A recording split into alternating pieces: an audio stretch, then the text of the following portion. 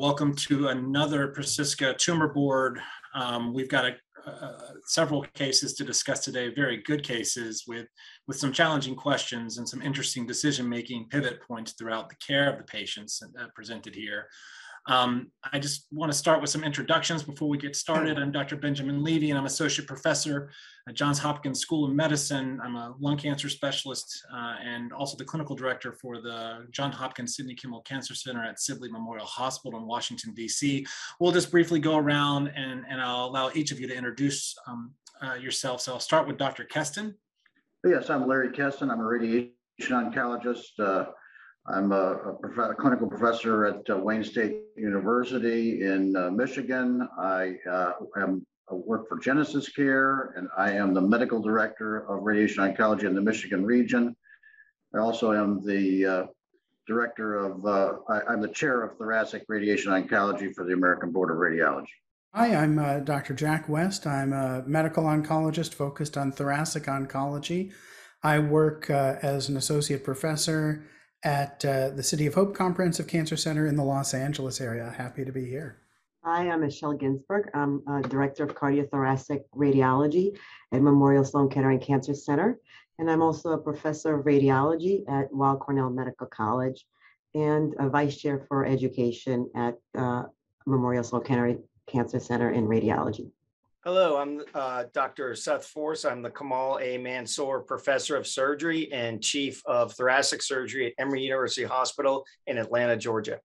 This is a 75-year-old African-American male, former smoker, with significant underlying COPD, gold class C, and restrictive lung disease due to interstitial lung disease on supplemental O2. With a newly diagnosed clinical stage 1A lung adenocarcinoma of the left upper lobe. Mutations are negative. The PD-L1 is 5%. Questions that we're going to try to ask in this case: is additional lymph node evaluation recommended with a potential mediastinoscopy? And what is the recommended first-line treatment for this patient with underlying interstitial lung disease, COPD, and on supplemental O2? So, patient presentation. So this patient presented with an enlarging left upper lobe nodule on surveillance CAT scan imaging that had increased from 0.6 centimeters to 1.2 centimeters. We're not sure what over time period. The performance status: the patient has an ECOG 1. He is limited, however, in strenuous activities due to his dyspnea. Remember, underlying COPD, interstitial lung disease, only able to walk a quarter of a mile without having to rest. As mentioned in the summary, he has a history of COPD, gold class C. He has restrictive lung disease due to interstitial lung disease. He's O2 dependent. He has a history of diabetes as well as hypertension. Social history: he's a former smoker, 15 pack year history, but he quit roughly 15 years ago. No alcohol or illicit drug use, and his family history is consistent with he has no family history of malignancy. So his chest CT in June 2021 revealed an increased size of a left upper lobe nodule that now measures 1.0 by 1.2. Previously, it was 0.6 by 0.5 centimeters with similar appearance of subcenter mediastinal lymph nodes. 1 month later in July, gets a CT-guided core needle biopsy of the left upper lobe that is consistent with a CK7 positive, TTF1 positive adenocarcinoma. Enough tissue can be procured for PD-L1, it's 5%, and he's negative for at least EGFR, ALK, and ROS.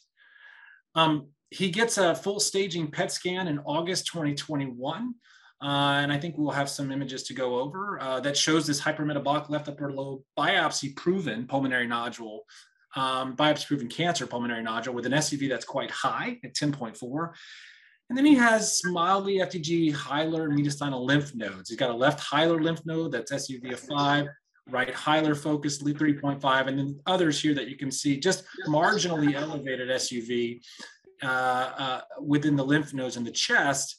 And then the brain MRI is appropriately done and reveals no evidence of intracranial metastatic disease. So Dr. Ginsberg, I'll turn it over to you to discuss the image findings that you see.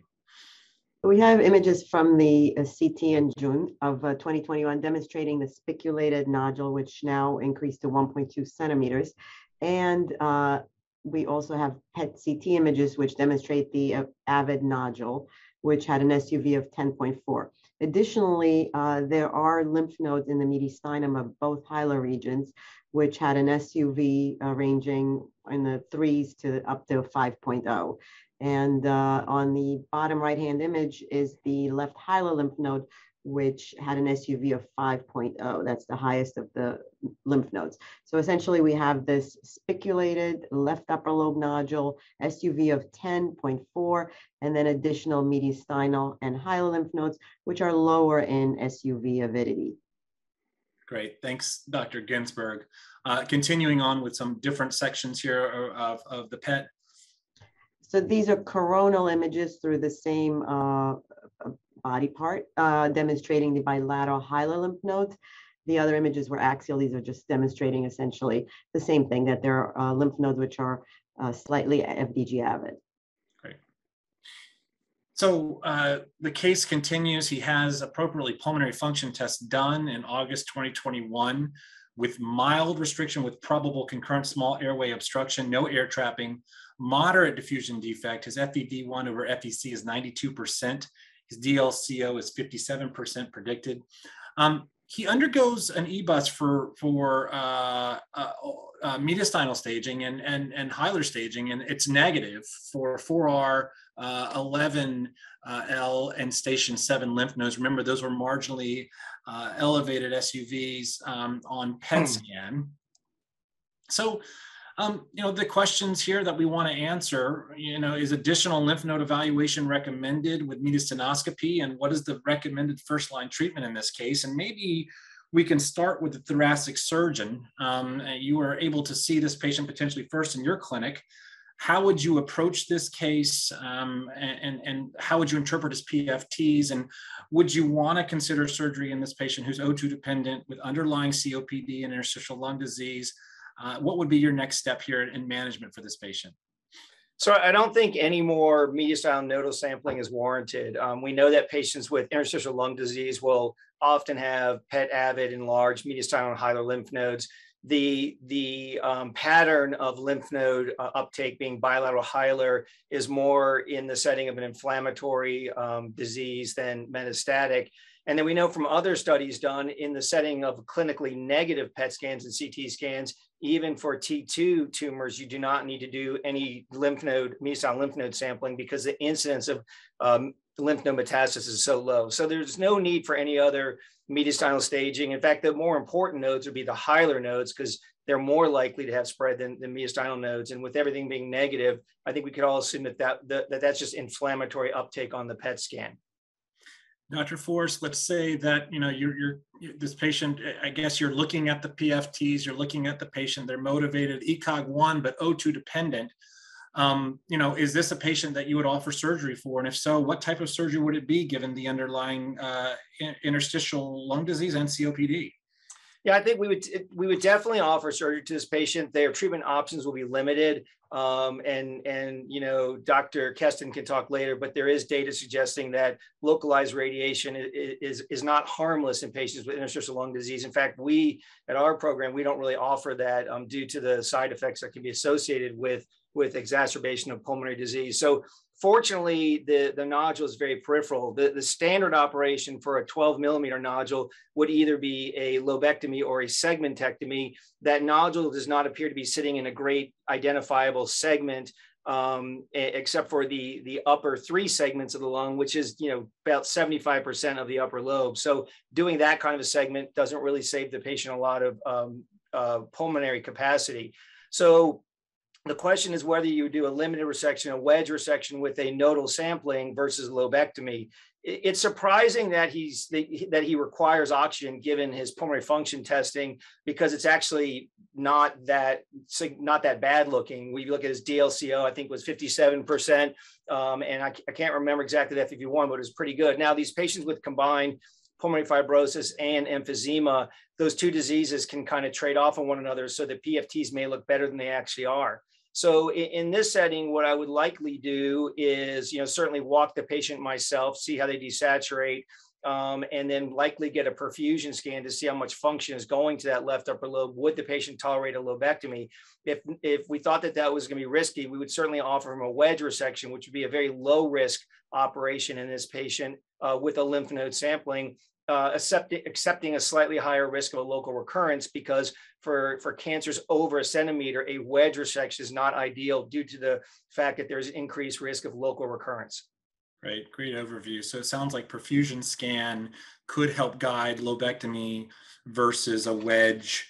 It sounds like the PFTs don't necessarily line up with the patient clinically being on supplemental O2.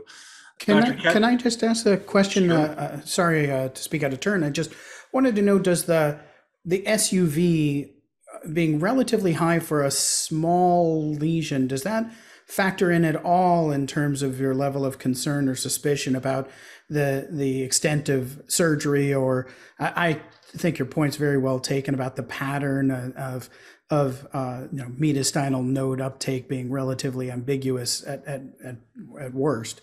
But does the PET uptake of that smallish nodule factor in at all in how you think about a case? Not really.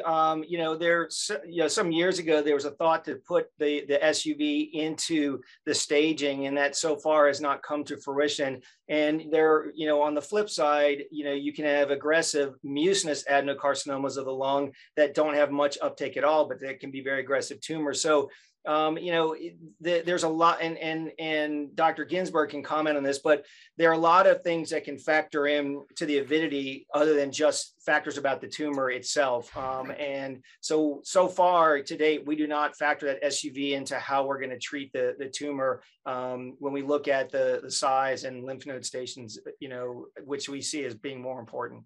Okay. Dr. Forrest, more of a clinically relevant one than a scientific one. In terms of postoperatively, do you manage these patients with underlying lung disease differently if they undergo lobectomy, or is it just usual care with close monitoring the way you would do with any patient? Is there any special protocol for these patients who are on supplemental O2 prior, have an underlying interstitial lung disease or COPD? No, there is no specific protocol. Obviously we really focus in on pulmonary toilet, getting the patients up, moving around. I mean, the nice thing is now with the minimally invasive surgery, these patients, typically the hospital stay is 3 to 4 days. We can get them up the first day after surgery, if not the day of surgery, have them move around, walking around. If they start to deteriorate, we certainly would get pulmonary involved, sooner, although there's not necessarily a lot that you can do in that situation. And more so preoperatively, there's a lot of discussion and education with the patient about, increased risk, in these patients. But I mean, if you look at the risk profiling, when we talk to patients, this is kind of a general rule of thumb over the years, but if their pulmonary function testing is greater than 80% of predicted, they're considered low risk for developing major respiratory problems right after surgery. If they're 50 to 80, they're moderate risk. And if they're less than 50, they're high risk. So obviously most of our patients fall in the moderate risk for many, busy academic centers. And that's where this patient falls. They're not even at least if you just look at the PFTs alone, not the oxygen requirement, they don't meet criteria for high risk. And even looking at that CAT scan, and again, Dr. Ginsberg can comment, we only have the upper part, and ILD is almost, is more frequent in the lower lobes, but that upper lobe just doesn't look that significantly diseased with emphysema or interstitial lung disease. Okay. One more nuanced question from a technical standpoint, and you may have mentioned this and I may have not caught it, the use of a robot versus not, and are you using robotic assisted, or is that not used routinely in your practice? So it's used routinely in my practice with 4 out of 5 of my colleagues. I'm the one who doesn't. So when you differentiate between different types of surgery, it's basically minimally invasive surgery versus thoracotomy. And the goal should be for early stage cancers, stage 1, 2, when we're operating, to do minimally invasive lung surgery, lung resections. There's been multiple studies, large patient studies showing significant improvement in outcomes with minimally invasive surgery over thoracotomy, to the point where, at our institution, 2% of our early stage cancers get thoracotomies. 98% are minimally invasive. There has not been shown to be any difference between robotic surgery and VATS or thoracoscopic surgery, which is non-robotic minimally invasive surgery. because they utilize similar incisions, same technique. There are some nuances with the robot that some people like, or in my case, may not like as much, but I don't think anyone's going to ever show a difference because the biggest difference is that thoracotomy, that huge incision that puts a lot of morbidity on the patient, a lot of time in the hospital, a lot of recovery. And once you take that out of the equation, it's just, how much breathing capacity you're removing from the patient is the next, morbidity. And that's the same no matter how you do the operation. Okay. Great overview, Dr. Forrest. And Dr. Kessin, I'm going to save your perspective on this type of case for the next case that we go over, and perhaps ask about this case again, because clearly there may be a role for radiation here too in patients who don't want surgery or who aren't surgical candidates, or even those who are. And the classic battle between the surgeon, thoracic surgeon, and the radiation oncologist for these stage 1 cancers about what's the best modality to treat these patients. It sounds like the recommendations here are, number one, that no mediastinal lymph node sampling is recommended based on what we're seeing on the PET here. Number two, potentially a perfusion scan that will help guide the type of surgery we do with either a lobectomy or a potential wedge resection. Any other final comments from this case before we go to the next case, which is somewhat similar, and certainly we'll get the radiation oncologist with Dr. Kessin involved too and get his perspective as well. Any other parting shots here? I mean, I think just one quick thing, and I guess we're going to get to the next case. I know it's kind of but we don't really battle with the radiation doctors over what's the best treatment. And to the point where, I would argue that a wedge resection, probably in many cases is no better than localized radiation. I think a lot of it is just educating the patients, having them meet with surgeons, meet with radiation oncologists, and they need to make a decision based on the data that's out there. And I think that that's the benefit of a multidisciplinary approach to lung cancer. And that's what, every group should kind of work towards, where it's not one person calling all the shots, allowing the patients to ask questions and kind of make their decision. Yeah, and I don't think there's a more important scenario other than stage 1 lung cancer with shared decision-making with a patient as it relates to what's the preferred approach here.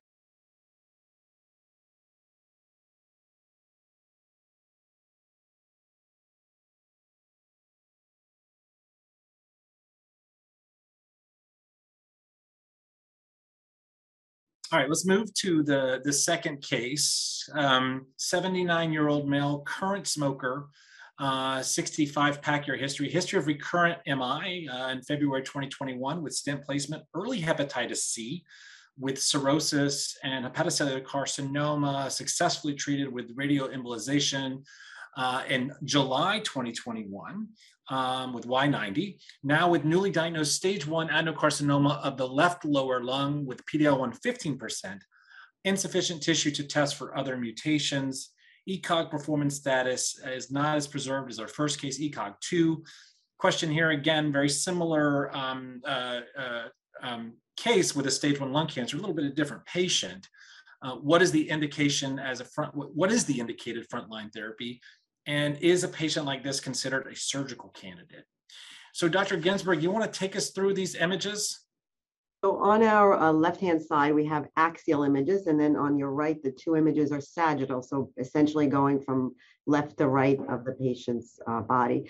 And we see a spiculated nodule, which measures 2.4 by 1.4 centimeters. And next to it, there's another nodule, which at this point, they're next to each other and inseparable, but is a satellite secondary nodule next to the initial primary lesion. Yeah, the PET demonstrates corresponding FDG uptake in that lesion and the adjacent satellite nodule. So same question here. Dr. Kessin, I'll give you the floor here in terms of how you manage these stage 1 cancers. Obviously, this patient has a lot of different comorbidities that may preclude the patient from surgery. We don't have PFTs, but we know the patient's in ECOG 2. We know the patient has underlying cardiac disease. We know the patient has cirrhosis with hepatitis and treated also with Y90. Walk us through how you approach a patient like this. What would you offer this patient? And then Dr. Force, you can kind of comment on as well, but I'll let you kind of take the floor here, Dr. Kessin, and give us your approach. Thank you, Dr. Levy. Obviously the most standard approach for stage 1 lung cancer has been well discussed by Dr. Forrest, would be a surgical resection, usually with lobectomy or segmentectomy. If the patient is considered medically inoperable or refuses surgery for some reason, then we would offer radiation treatment, localized radiation treatment to just the known disease, which is just that peripheral tumor for this particular case. The treatment that's given is called stereotactic body radiation therapy, or SBRT. Other institutions sometimes call it SABR. It's the same thing. And it's localized radiation treatment with X-rays or photons to target that specific tumor. And the cure rates for stage 1 lung cancer are quite high, similar to what could be achieved with limited resection for surgery, as Dr. Forrest already mentioned.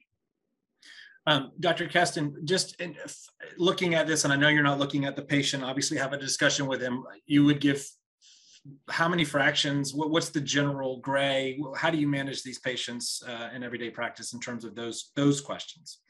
Well, for this case, one could give the treatment in 3, 4, or 5 fractions.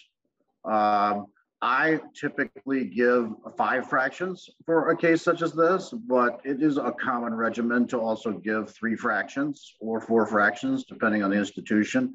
The outcome for this particular case would not be different necessarily with either of those approaches.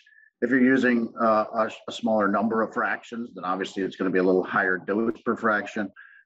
In a situation like this one, I would end up giving probably 11 gray times 5 for 55 gray for this particular case. And usually that's given in more of an every other day sort of format, kind of like a Monday, Wednesday, Friday, Monday, Wednesday, for a total of 5 treatments. Okay. Yeah, I think this case is fairly straightforward. We don't have enough information to know whether this patient is a surgical candidate. We don't have PFTs. I'm making an assessment based on just what I'm reading. Dr. Forrest, any comments on these types of patients? Is an ECOG-2 patient with cirrhosis, is that a patient that you generally stray away from, or is it a discussion to have depending on other factors? Well, I think it's a discussion, and as you pointed out, we don't have a lot of information. So the patient has cirrhosis, but is it a child's A, B, C? How severe it is? I'd say a large percentage of my patients that I do lobectomies on have had either bypass surgery or have stents in. So the fact that they have a stent and have cardiac disease, doesn't really mean a lot to me, but if they have congestive heart failure, reduced ejection, so we need more information. But then when you get kind of to the anatomy of this, it's a patient with advanced stage ECOG-2. And so, when you look at some of those, the scans, the sagittal scan particularly, you think, well, maybe this thing is in the upper segment of the lower lobe or the superior segment. And doing a superior segmentectomy is a very straightforward, about an hour and a half operation, very low risk, and the patients lose about 5% of their breathing capacity. But then when you look further down on the axial views, it looks like that lesion is actually below the takeoff to the airway going to that segment. So, point being, I think that this patient would either need a big wedge resection in the, out of the fissure, which would not have great margins, or a lobectomy. So when I look at this patient, I would see if they were low risk for a lobectomy, then I would offer that. But if not, I would direct them towards stereotactic radiation. Great. Dr. West, I haven't forgotten about you. I'm going to ask the question here. I'm also going to ask it for the next case. Let's make the assumption that this patient doesn't want surgery and has heard that, radiation is not something that they want as well. You've got an early stage lung cancer. I'll go back and remind you the PD-L1 is 15%, insufficient tissue to test for other mutations, ECOG-2. I'm making this up, of course, but the patient did not want surgery and did not want radiation. Is there a role for systemic therapy here? I think you could certainly talk about it. I don't think it's the leading platform. I really think it's a tertiary one behind the local therapies. I would say that if this patient doesn't have a driver mutation, and you could look for that with a liquid biopsy if you don't have sufficient tissue, I don't think that would be a standard of care clearly needed here otherwise. But if that was really the relevant question, I think it would be far more compelling to be thinking about a systemic therapy if you had a patient with high PD-L1 or a driver mutation, where we really anticipated that we have a systemic therapy that has a response rate north of 50%. I don't think that's the case here, and I would be wary. I would never say never, but I think that with the PD-L1 in the low range, you could do pembrolizumab to try it, but I think that this would not be a case where I think that systemic therapy would be at all the most compelling approach. Okay. I agree with you. I'd be curious, in the next case, may ask you the same thing with a little bit different scenario here. Mm-hmm. So I think we can finish up on this case and just summarize. Sounds like, you know, surgical resection is not completely off the table, maybe worth the discussion, but most likely the patient would be a candidate for SBRT. It sounds like Dr. Keston would go with 11 gray times 5 for a total of 55 gray. And I think that would probably be the optimal approach to treat in this early stage lung cancer.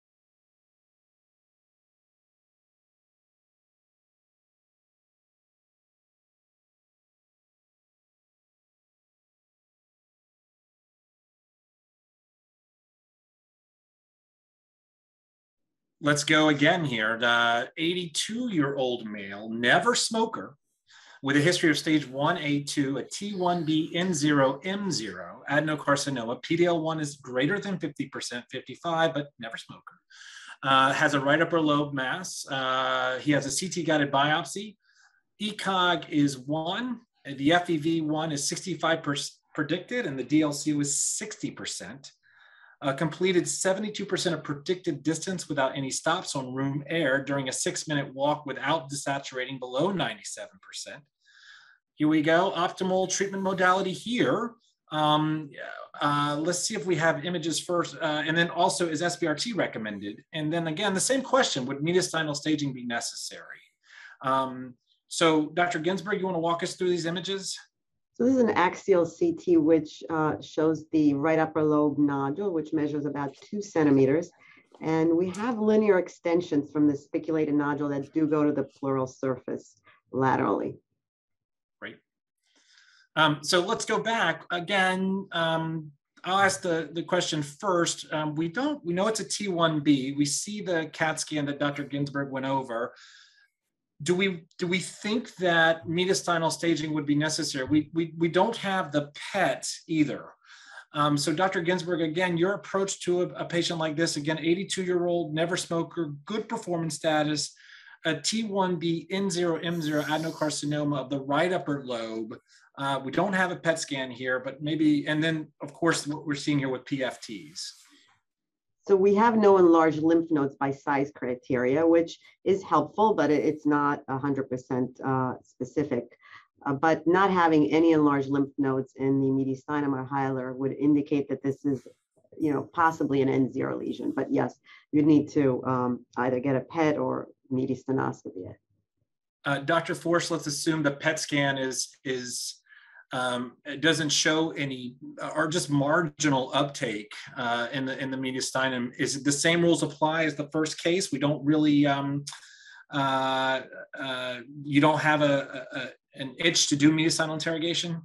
Yeah, I mean, that's correct. So, you know, our kind of philosophy is that for anything T2 N0 or less, we do not do mediastinal staging. And again, that's based off of one of my colleagues who did a multi-institutional prospective randomized trial of mediastinal sampling in T2 N0 or less. And there was basically, you know, no significant incidence of lymph node metastasis in that patient cohort. So for clinical negative, meaning PET negative or normal sized lymph nodes, we do not do mediastinal lymph node sampling in those patients.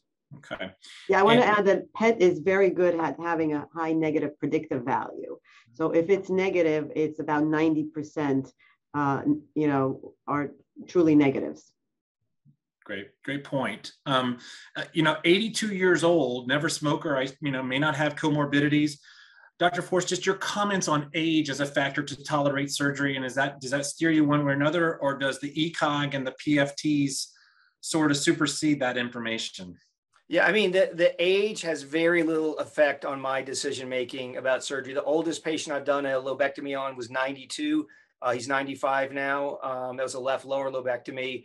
And the age, well, I guess let me say, it doesn't have zero factor, but it's very little factor. It's more the ECOG, the other medical comorbidities. I mean, this patient is my standard patient that I operate on week in, week out. Okay. And Dr. Keston, just your thoughts again. I think you've shared with us what you would do with similar cases, how you would approach this patient if they didn't want surgery and what you would offer. Well, I agree with everything that's been said so far. If the patient is not considered to be a surgical candidate, then again, I would recommend stereotactic body radiation therapy for this case in a very similar manner to the prior case. I would probably give 11 grade times 5 for this case as well. Now, that said, it is a completely reasonable thing to give, 18 grade times 3, and I'm sure a lot of people across the country might, consider that. That would be a very common regimen as well. But that's the approach that I would take. I agree, if the lymph nodes are clearly negative with a small peripheral tumor like this, if they're negative on PET, then I would not need lymph node sampling. That first case, there was a lot of uptake in various areas. And so they obviously did perform a sampling to begin with. And considering the pattern in that particular case, I agree with what Dr. Force had said, that was sufficient. These are all great points here. And I think Dr. Force, this is the patients we see in our clinic quite often. And Dr. Keston and Force can maybe answer this, and maybe this varies depending on the patient, or maybe there's a typical size that you look at in the lung to trigger whether the patient needs a brain MRI. Let's say a PET scan is done. Do you get a brain MRI on all of your patients prior to this? Or is it just if it's central or greater than stage 2? I know the NCCN has some guidelines on this, but Dr. Force, maybe you can comment first. Is this important, or are these peripheral T1s you don't generally get an MRI before you operate on? I mean, so as you just alluded to, the NCCN guidelines would suggest that they need brain MRIs. But do we get brain MRIs on most of these patients? That in my practice, no. The incidence of an isolated brain metastasis in an asymptomatic patient with a stage 1 lung cancer is incredibly low. And so you end up getting a lot of negative brain MRIs. So I would not typically get a brain MRI on a stage 1 patient that has no new neurologic symptoms. Great. Dr. Keston, your thoughts on the brain MRI prior to SBRT, whether you do it or not? I agree with what Dr. Force said. For stage 2 or higher, I would obtain a brain MRI. For this particular case, I agree that it would not be necessary. Obviously, if it were small cell and it were a T1N0, then you would get a brain MRI. But for non-small cell lung cancer, stage 1, I personally don't. Okay. Dr. West, I promise I'd ask this question again. It's maybe the same answer. Just let's say this patient doesn't, 82 years of age, doesn't want any local curative approach, has heard all the good news about immunotherapy. Patient's PD-L1 in this case is 55%, granted a never smoker. Is there a role, again, for, systemic treatment options? I've had a few of these patients actually in their 80s approach me and discuss this. How do you approach this with a patient who doesn't want radiation, doesn't want surgery? I think that it would be reasonable to consider it, as I said previously, that I think that the question of the anticipated benefit of systemic therapy is different and meaningfully better if someone has a driver mutation or high PD-L1. This patient has high PD-L1. We don't know, though. It's possible he would have a driver mutation. That's really unknown. This is a never smoker. I would note that patients who have a driver mutation and have high PD-L1 do not generally benefit from immunotherapy. So I think that clarifying, before pursuing systemic therapy, I think that clarifying the absence of a driver mutation would be a pertinent negative here, because if this patient, I wouldn't anticipate an ALK rearrangement or a or a EGFR mutation necessarily, but as a never smoker, the pretest probability is high enough that I would not consider it negligible. And I would still say that the risk benefit is probably greater for local therapy than pursuing a systemic therapy here, at least without more information. But I don't think it would be a off the table concept if the patient was informed and decided that's the way to go. We've certainly seen some dramatic and sustained benefits, and this patient, if he got years of benefit from either a targeted therapy or systemic therapy, that would put him into his mid 80s and beyond. So that'd be wonderful. Yeah, great summary. I would agree with all your sentiments as the other medical oncologist on the panel here. Buyer beware of the PD-L1 interpretation in a never smoker, right. Given we're not real sure what the utility is as a single agent of these drugs for patients who harbor genetic alterations. I want to ask a question that probably gets underrepresented in when we're talking about these cases, and maybe it's back to Dr. Force and Dr. Keston. Patient gets surgery like this. How do you follow them after surgery? What's the imaging scheduling? I was fortunate or not fortunate to be a part of a committee meeting to try to decide this from ASCO of what should be the optimal surveillance strategies, and everyone had a different answer as to how to manage these. How frequently do you image these patients post-operatively, and then do you change interval over time? So for me, that's a pretty straightforward answer. So our practice is CT scans every 6 months for 2 years, and then yearly afterwards, as long as there's no change. The only thing that's changed for me, and the insurance companies don't like it very much, is that, we know that the incidence of kind of multifocal or new cancers is probably higher because of the better high resolution imaging. So it used to be for 5 years, and then it was kind of, hey, go have a good life. I tend to follow my patients almost forever, and eventually I'll get to scans every 2 years. But to me, having lung cancer is a risk factor for getting lung cancer. So I tend to follow my patients for a long time. And I mean, you laugh if you see the number of 80 and 90-year-old patients coming into my office to getting surveillance scans, healthy ones though, but who I'm following, little ground glass opacities and things like that. But yeah, I follow them for a long time.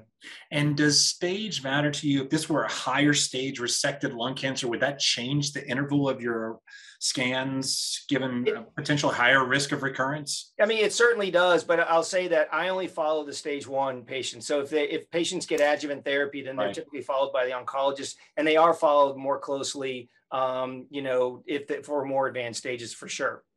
I would corroborate Dr. Force's point about it's not really, I think, a clean, clear endpoint of stopping at 4 or 5 years. And I have come to the same conclusion that anybody who has had a lung cancer before is by definition at risk for developing a second lung cancer. And so after 4 or 5 years, I'm more interested in finding a second lung cancer. I have found many patients who have been in that 5 to 10 year range who have had another second primary detected, and I believe all of them have had good outcomes subsequently from that. I would also say with regard to age and how far out to look, with the advances in minimally invasive surgery and especially SBRT, I mean, if there's a patient who is mobile and motivated and coming into the clinic, they are probably a candidate for curative therapy that doesn't have to be as challenging as it was in our original concept of what should be timing out from surveillance. Yeah, great points. Can I just add from a radiology point, sure. As Dr. Force said, at some point, you just follow them looking for a second primary lung cancer. And we have switched to low dose screening. And while traditionally we think of lung cancer screening in the individual who has no cancer and just walks off the street, the lung cancer survivors of early stage will then can switch to a lung cancer screening with a low dose annual. Therefore, their cumulative radiation over the span of many years will not go up. And essentially that's what you're doing. You're screening for another lung cancer. Great point, Dr. Ginsberg. Dr. Keston, any parting shots from you in terms of how you follow these patients if they get radiation? I agree with everything that's been said so far. I also agree that, you know, the more common scenario for me in following these patients in longer term is actually a second primary lung cancer, more so than a local recurrence of the first one for a stage 1A, you know, such as this one. So I think that, you know, follow-up for, you know, indefinitely with annual scans is appropriate. Following radiation treatment, I typically obtain scans more often. I obtain scans every 3 months for 2 years, then every 6 months till year 5, and then once a year. And I think part of the reason for that, I mean, so first of all, that is not a definitive answer. This is a highly debated, you know, topic with a lot of subjective opinions. That's just how I happen to approach it. I think a big difference between surgery and radiation treatment following the treatment is it's really pretty easy to read the scan after the tumor is removed, whereas following radiation treatment, these scans can be very difficult to read, and it really helps to have a lot of serial scans over time sometimes when you have a complicated case. But that's why I tend to obtain scans every 3 months for the first 2 years. Okay, great discussion and great rationale potentially to leverage CT scans at a different interval depending on what approach is used for the mass and the cancer. So we'll summarize this case. One, sounds like the patient would benefit from a PET scan. If there's no mediastinal uptake, then no mediastinal lymph node sampling is recommended. You know, one could make an argument for surgery, but if surgery is not something the patient would wish to pursue in a shared decision-making, potentially SBRT or vice versa, both seem reasonable options in this case. And if SBRT was given 11 gray times 5 fractions, total 55 gray, sounds like there may be different intervals of scans depending on what approach is taken. The Dr. Forst's recommendation every 6 months for 2 years and then annually that after, with potentially moving to low dose helical CT scans at some point. And Dr. Keston recommending maybe a little bit different interval if SBRT is offered every 3 months for the first 2 years and then 6 months after that, and then annually after that. I don't think there's a right or wrong here. I think these are both reasonable strategies, but something to consider. So great discussion, everyone.